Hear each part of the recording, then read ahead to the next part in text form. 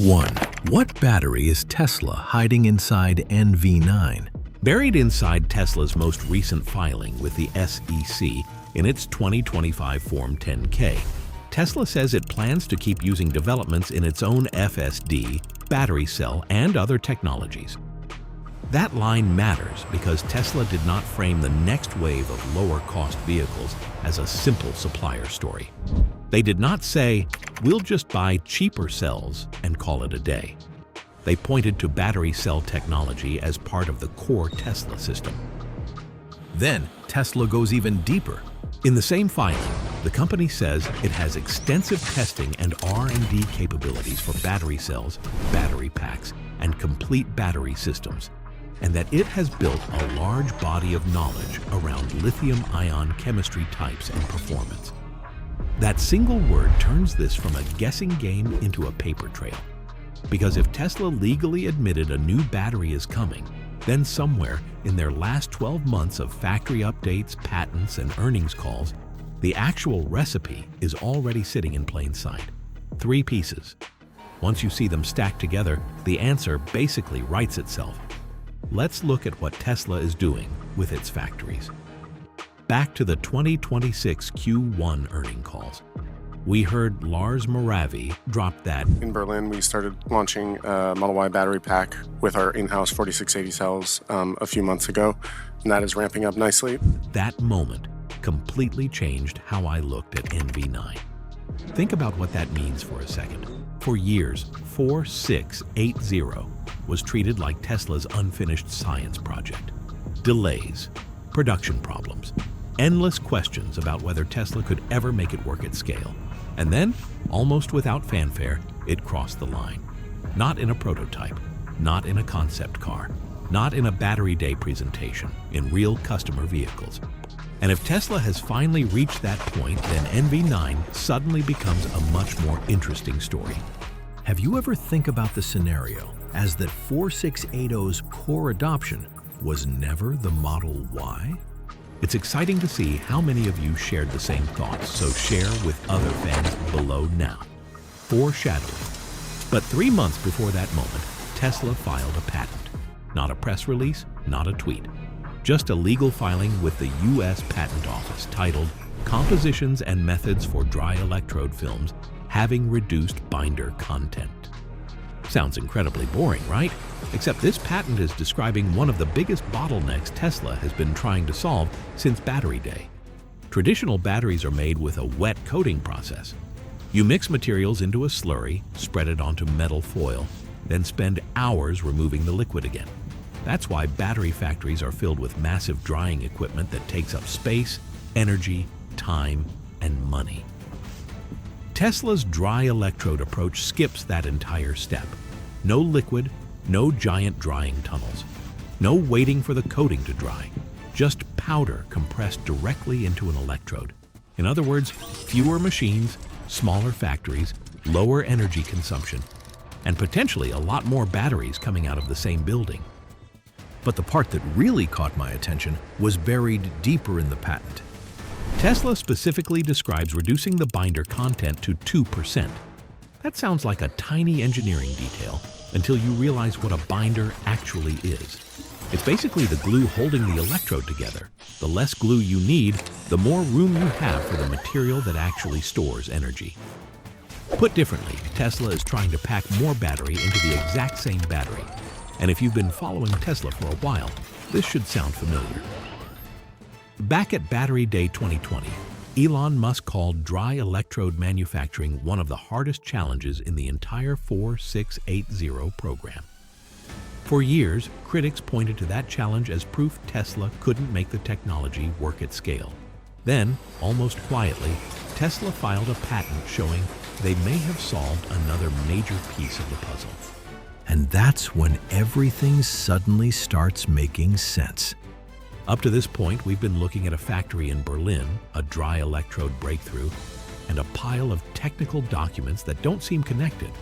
But one piece is still missing.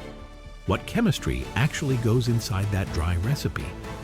And Tesla already has a chemistry sitting right in front of them. LFP battery. Tesla is expanding LFP production in Nevada. which creates a strange question. If Tesla already has a battery chemistry that's cheap, durable, proven, and easy to scale, why would they start over from scratch? What do you think about this? Take 10 seconds and share with me. Suddenly, the picture looks very different. Because if Berlin proves Tesla can finally make dry electrode manufacturing work at scale, and Nevada is preparing to supply large volumes of LFP cells, then NV9 may not need some exotic new chemistry at all. Put all the clues together, and the most likely answer is surprisingly simple. NV9 will probably use a next-generation LFP battery. Not because it's the most advanced chemistry on paper, but because it's the chemistry that best matches NV9's mission: affordability, scale, durability, and millions of units per year. In fact, the smartest move might be the exact opposite. Take a battery chemistry that's already proven. Make it cheaper to manufacture. Make it easier to scale. Improve the pack around it. Improve the software around it. Improve the vehicle efficiency around it. And that's where this story gets interesting, because the evidence doesn't point toward Tesla's flashiest battery. It points toward Tesla's most practical battery, which sounds less exciting until you realize what Tesla may actually be trying to do. They may not be trying to build the best battery in the world. They may be trying to build the first battery that can support tens of millions of Teslas. It's the same when a $4 drive-thru burger and a $40 steakhouse burger, sometimes using almost the same cut of beef. Now, if LFP is the answer, that raises a bigger question. Where does Tesla actually get a battery like that without depending on the same Chinese supply chain every other car maker is stuck with? The answer isn't where you'd expect. That's what we're going next on autogearshift. If you enjoy uncovering the clues hiding beneath Tesla's headlines, you're in exactly the right place. Subscribe here for keeping on track with all new reveals coming. 2. How could NV9 strengthen Tesla's battery independence? Battery leadership is mostly graded in the same way. Whoever has the newest chemistry wins.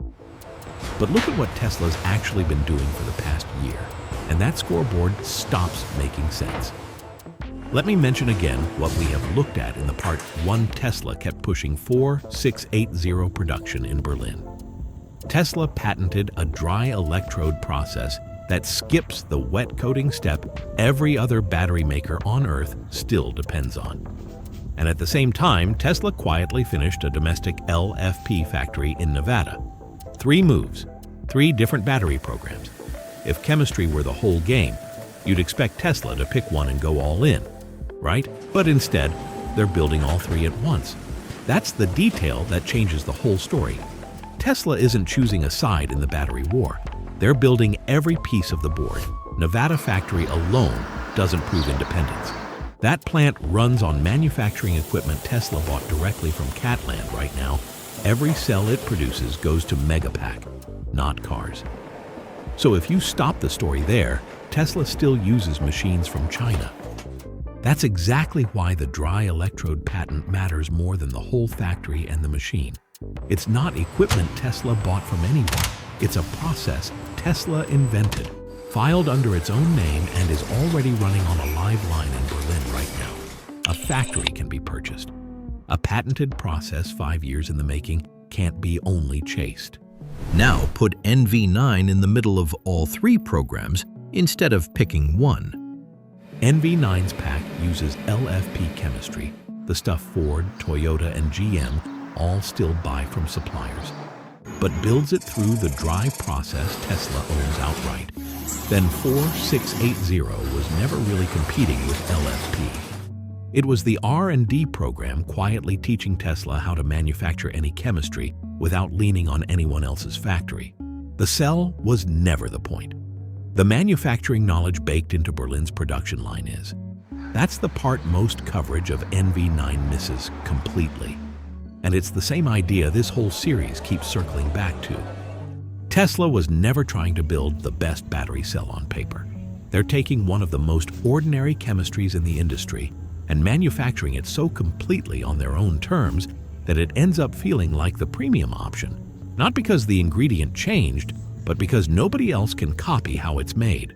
But here's the piece that makes NV9 different from every other Tesla battery decision so far: volume. A few 100,000 cars a year you can patch together with whatever chemistry is available. Several million a year is a different problem entirely. At that scale, the question stops being, what's the best battery, and turns into, can you actually get enough of it every year without waiting on someone else's factory? If NV9 becomes the volume seller Tesla needs it to be, it could end up consuming more battery cells in one program than some automakers use across their entire lineup. And that's where NV9 stops looking like a vehicle project and starts looking like a battery strategy. That's the moment this story flipped for me. Up until now, I was looking at NV9 as the result of Tesla's battery plan. Suddenly, it started looking like the reason Tesla can justify the next phase of that plan. In other words, NV9 may not reduce Tesla's dependence on foreign battery supply by itself. It may create the demand that makes domestic battery production economically impossible to ignore. Think about the sequence. First comes the vehicle. The vehicle creates demand. Demand justifies new battery factories. New battery factories justify more domestic production. More domestic production reduces dependence on foreign suppliers. Suddenly, that changes what NV9 actually is. Here's the thought that kept bothering me. The true value of NV9 may not be visible during good times. It may become obvious the next time the global battery supply chain gets shaken. Because when other companies are fighting for cells, Tesla could already be rolling millions of NV9s off production lines. The strange thing about Tesla is that every time they solve one problem, a bigger one appears behind it. NV9 may solve batteries. What will happen next? What else is Tesla building around NV9 that we haven't noticed yet? That's what we'll be following very closely on AutoGearshift.